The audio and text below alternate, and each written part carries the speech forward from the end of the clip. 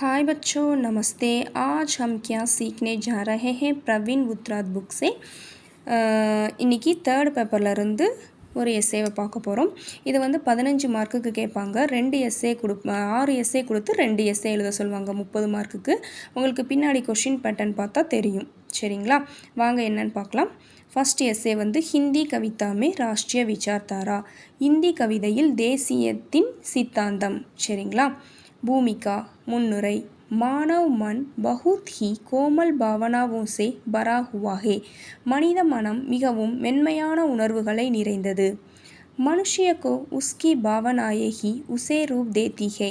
அவனது உணர்வுகளே ஒரு மனிதனை வடிவமைக்கின்றன. भावनाओं को पवित्र तथा महान बनाने से मनुष्य भी महान बनता है. அதாவது உணர்ச்சிகளை தூய்மையாகவும் சிறந்ததாகவும் ஆக்குவதன் மூலம் மனிதனும் பெரியவனாகிறான். சரிங்களா. சங்கீத் और கலா மனுஷ்ய मन को प्रभावित करते हैं. அதாவது சங்கீத் அப்படின்னா இசை, கலா அப்படின்னா கலையும், இசையும் கலையும் மனித மனதை பாதிக்கின்றன. கவிதா தோ பாவனாவோं की धारा बहा देती है. அந்த கவிதையானது உணர்ச்சிகளின் நீரோட்டத்தை வெளிப்படுத்துகிறது. கவிதா அப்படின்னா கவிதை. கவிதா பஹுத் ஹி மதுர் ஹே. கவிதை வந்து மிகவும் இனிமையாக உள்ளது. மனுஷய மன்மே இஸ்கா பிரபாவ அவர்ணனிய ஹே. அதாவது மனித மனதில் அதன் தாக்கம் விவரிக்க முடியாதது. சரிங்களா.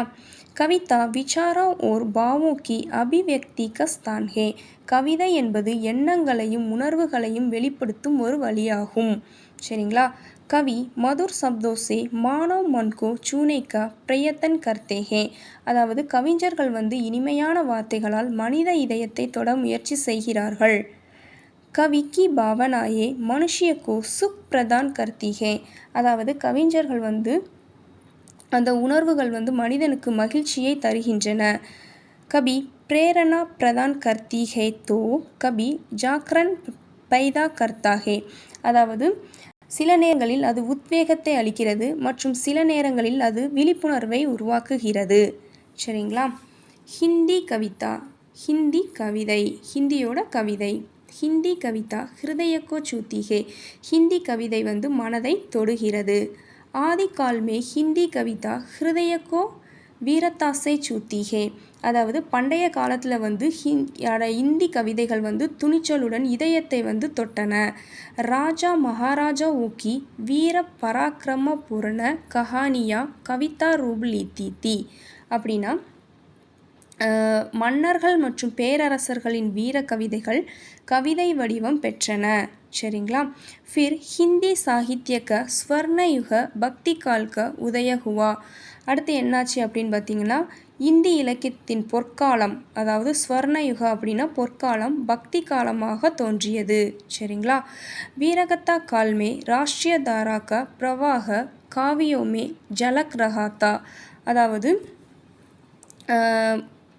என்ன சொல்கிறது, மாவீரர் காலத்தில் வந்து தேசியத்தின் ஓட்டம் கவிதையில் வந்து என்ன செஞ்சது அப்படின்னா பிரதிபலித்தது. भक्ति काल में भी संत तुलसीदास ने अपने महान काव्य श्री रामचरितमानस द्वारा राष्ट्रीय विचारधारा फैलाया. அதாவது பக்தி காலத்தில் கூட புனித துளசிதாஸ் இருக்கார்ல, அவர் வந்து தனது சிறந்த கவிதையான ஸ்ரீ ராமச்சரித்திரமானஸ் மூலம் தேசிய சித்தாந்தத்தை என்ன செஞ்சார் அப்படின்னா பரப்பினார். ஃபெலாயா அப்படின்னா பரப்பினார். அடுத்து ரீத்திகாலின் ஹிந்தி கவிதா. ரீத்திகாலில் வந்து ஹிந்தியின் கவிதை எப்படி இருக்குன்னு பார்ப்போம். ரீத்திகால் மே சத்ரபதி சிவாஜி கே காரன் ஹிந்தி கவிதா மே ராஷ்ட்ரிய கா பிரபாவ நிரந்தர் பகனே லகா. அதாவது ரீத்திகாலின் மே சத்ரபதி சிவாஜி கே காரன் ஹிந்தி கவிதா மே ராஷ்ட்ரிய கா பிரபாக நிரந்தர் பகனே லகா. அதாவது ரீத்தி காலத்தில் வந்து சத்ரபதி சிவாஜினோட காரணமாக இந்தி கவிதையில் வந்து தேசியவாத ஓட்டம் தொடர்ந்து பாய தொடங்கியது. ஹிந்துத்வக்க லாரா கூஜ்னே லகா. அதாவது ஹிந்து தத்துவத்தோட கோஷம் வந்து என்ன செஞ்சதுன்னா எதிரொலிக்க தொடங்கியது.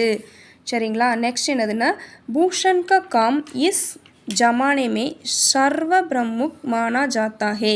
அதாவது பூஷன் இக்காலத்தில் வந்து பூஷனின் பணி மிகவும் முக்கியத்துவம் வாய்ந்ததாக கருதப்படுகிறது. அடுத்து அந்நிய கவிதா பி இஸ்ஸே பிரபாவித் ஹுயே.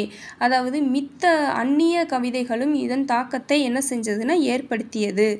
நெக்ஸ்ட் பார்த்திங்கன்னா ஆத்தூனிக் கவிதா. ஆத்தூனிக் கவிதா அப்படின்னா அதாவது நவீன கவிதை. சரிங்களா. 19वीं शताब्दी के कविता में राष्ट्रीयता का विकास அதி கம்பீர ரூபுசே ஹோனே லகா. அதாவது 19ஆம் நூற்றாண்டின் கவிதைகளில் தேசியவாதம்ங்கிறது மிகவும் தீவிரமாக வளரத் தொடங்கியது. சரிங்களா.